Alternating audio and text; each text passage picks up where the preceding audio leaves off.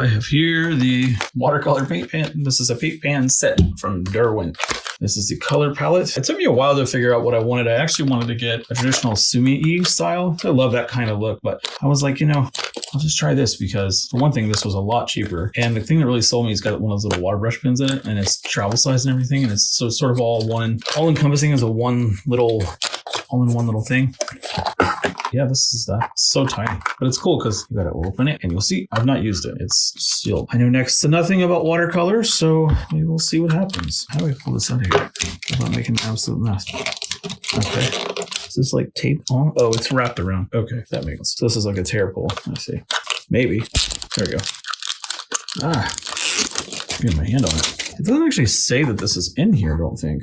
I actually had to open it up to be sure at the store. It says that cut this and keep it so you can tell what the colors are supposed to look like. I'll just leave it in here for now. I'm afraid the paints are going to fall out. Hold on. Yeah, see the paint? I thought they were going to do that.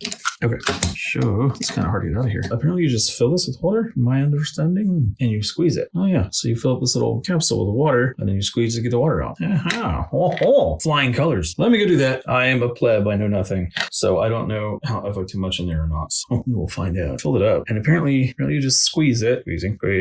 Oh, I see. It wasn't on there proper. So you should be able to get water bead. Okay, cool. Very nice. I promise nothing. So you can treat it like it's a water pen. How cool is that? So I guess you just kind of, let's just go one at a time, I guess. Oh, that's cool. Oh, this is kind of cheating. This is going to be awesome for the art cards, man. So let me do the same thing. Mr. Orange here. Those are really, really good. All right. Ooh, quite opaque for what it says it is. All right. Okay, so it doesn't hold a lot of water. I mean, yeah, I guess that's coming out. I mean, see, some of that is still, let me show you what I'm saying. There's still got some of that pigment on there. So I'm trying to figure out like how to change it without having to use the water that's in the reservoir. I'm trying to wipe this off. See, the paint comes out of there now. I mean, a little, I guess. I was just wondering if you were out and you wanted to plein air paint, how far this is going to go. So I'm going to try not using this jar of water.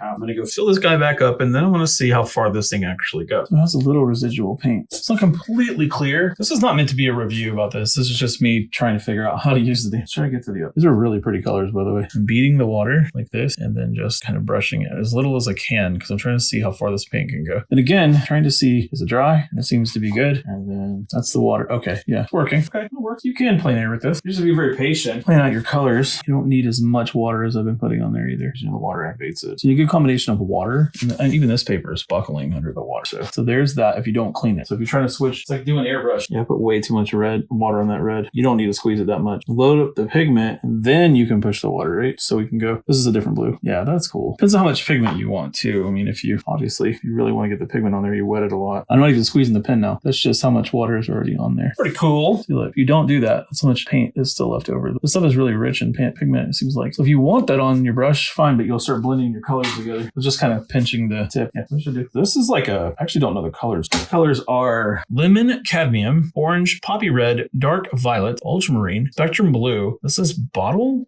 green, I guess, like a glass bottle, grass green, copper beech. Oh, that is small. Like I guess it means like a tree, right? Is it beech that's tree? I don't know. That was birch. Paint, good lord, that's small. Paint's gray, ivory black, and Chinese white. So this is loaded up. It's very delicate. I don't know, this pen's pretty cool. Might be a game changer for those art cards. Very quickly build up colors. That's really pretty. Far too much water in that red. And make sure you change your colors. So you really need to like paint by number. Really make sure that you're careful about what you decide to use on what order. Kind of like what I did with my wife's Swishmallow painting. I mean, that's almost opaque. As thick as you can get that on there. Oh crap. See, bad. I went a little hard. Not a biggie. Not a biggie at all.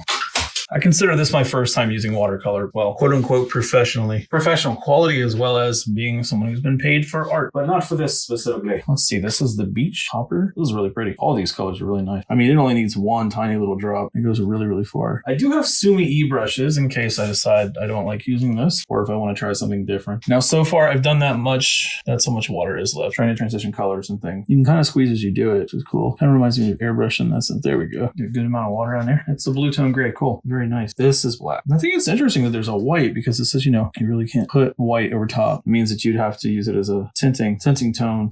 I don't know what she's doing. Man, that is really cool. I like these colors. I almost got through the whole palette with just this one little bit. So take that for what it is. See, I'm starting to get there's still that black in there. If you were going to do this like plein air, what I would suggest doing, just my thought, would be bring a bottle of water or something with water in it, a rinse container, and one to refill your little water brush. Probably like some kind of a funnel, because this thing is very small. I mean, if you could dunk this in a bottle, maybe, or if you're careful, but I think a little funnel, if you can fit one in there. I don't know how else you would do it, because this is a difficult thing to do. There's a white in here. Let me see if I can clean that off. I love this idea. Now, my only guess is, like I said, this would be the tint. This white isn't really, it wasn't wanting to activate this. Let's try it. Right. It does create like a transparent layer. That's pretty cool. Now, I don't know if it's just meant to tint, how exactly that's supposed to work. I don't know. It's not that it's not. And it's transparent looking. Let's see. I mean, it does actually have a little opacity to it. Kind of cool. Kind of like colored pencil, I guess. You just kind of use it as a way to create a softening effect. Let's see how they do after they've been dried. I'm not pushing any harder. All right. That's pretty cool. I don't hate it. Yeah, it dries very loosey-magoosey. Let's see. Like I said, if you don't clean your brush, there's a lot of red on that. I'm not pushing the brush at all. I just want to see what would happen. It's like a brush pen, basically, with color. That's pretty cool. I like those colors. I think they're really nice. The red, it's taking a while to dry. And I know that can be the case for certain colors, but I don't know. There's a lot of red in there. For some reason, it's also sticking up. Weird. I guess green is too, really. That doesn't matter. The little brick straight. So it'll dry and harden up. But I think it's cool, man. It's this little water pen is cool. Put a little bit of water in there. Like I said, if you're going to do that, I think personally, I would bring a bottle of water, fill this up with, or distilled water or something like that. If you want to keep your paints, clean, you never know what's in the water. It could be causing bacteria to form and get crap all over this. So, I mean, there's always mold in the air in Florida. So yeah, I would bring a rinse cup, some kind, probably a plastic bottle so you don't break it in your bag. And then something to fill this with, your paints, maybe just a rag that you can wipe your little brush off with. And you could do a lot of like little 5x7, like plein air style things with just this and not have to fuss around with oil or setting up oil paints, worry about contaminants and stuff as much. And yeah, this is a cool little sketching thing. I think it's a good idea. I've seen a lot of people use these. There was a guy that did he said he was waiting on his flight and he made this like realistic looking portrait with watercolor, which I was really impressed with. Not portrait. He did a study of the plane he was waiting on to board because they were taking a while. And he did it in like 10 minutes and it looked really insane. But everybody was like, oh yeah, I'm on a warfare. I'm like, eh. Anyway, these are really cool. If you can see those colors, hopefully. I don't want to be like everybody else and drop the damn thing. So there's that. I don't know. I think that's cool. First time trying these. They're really nice. I kind of would have expected. Not really what I expected in terms of how this was going to behave. This is interesting. If you're a purist, a bottle of water will probably do it. I think actually I should do that. I should flip this over and try it with one of my Sumi brushes. Give it a shot. Let's knock out two birds with one stone, shall we? I have the Sumi-e brushes. These are varying sizes, small, medium, large, and which they're very hard to tell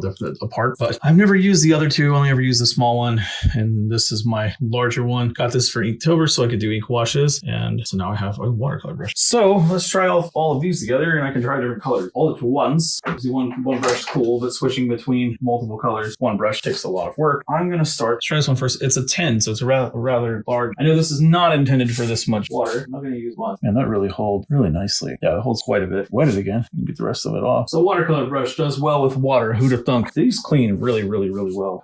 I've used them with ink, and I couldn't tell you which one of these is the one that's been used with ink if I just looked them. I'm pretty sure it's this one because it's a small. Oh, there you go. You can see the black here. But the brush itself, like as if it were new. Pretty cool. These are awesome, and they're only $10 for 3 of them. So if you like to do this kind of thing, Sumi watercolors ink. These are it. Sumi watercolor, Sumi, or some kind of ink.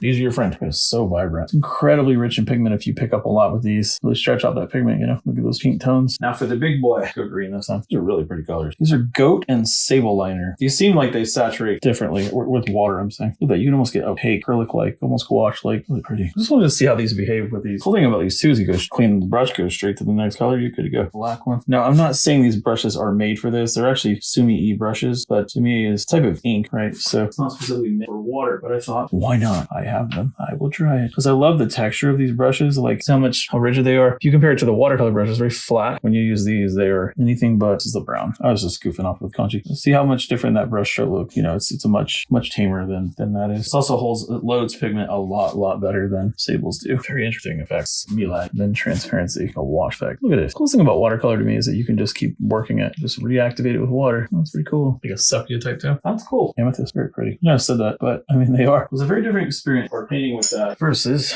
this guy. If you bring yourself like a white towel or paper towel or whatever you want to do, you'll be able to tell very easily if your brush is clean. Just an aside. I'm just thinking out loud basically. Yeah, this little brush is cool. Look how far it's pushing this pigment compared to a traditional brush. You can load that brush up if you have a bigger palette. I don't. These are very small. Yeah, it's a very tiny little palette that I'm using. Little delicate touch. This is almost like sapphire. I already forgot what colors they said they are. I need to beat that up like that. But the contrast of those is really pretty. Look at that. Nice blue-green coming in there. Yeah, certain ones seem to load a little better than than others. Let's just see. That gray over top the other one. Seems to work to me. Kind of cool. Like if you don't really like what you did, blend it out. Kind of forgiving in that sense, I guess. I like it. That's it for this. I think what I'm going to do now is try making something on these art cards, and I'll let you know how that goes. I think I'm going to try it on one of those regular art cards, and then I'm going to do it on the watercolor paper cards I made. That being said, thanks for watching. If you made it this far, very much appreciate it. Throw me a like, comment, share, subscribe, and catch you on the next one. Peace.